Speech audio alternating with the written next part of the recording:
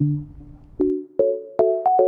Aurélie Fontan. I'm a fashion designer from Paris, and my new collection has been entirely designed on a smartphone. In this collection, I'm using my Samsung Note 9, and it's really easy because I can do everything from sketching to prototyping to 3D manipulation. I can actually sketch on it like I'm sketching on paper. The phone has a lot of memory, so I can store very, very big files. I just send it to the 3D printer, and then it comes back and I have a prototype to go on my collection. The rise of technology in fashion, especially couture, doesn't mean that craft is dead. It's just enhanced in a different way. I think in the future, anyone is going to be able to print their own dress.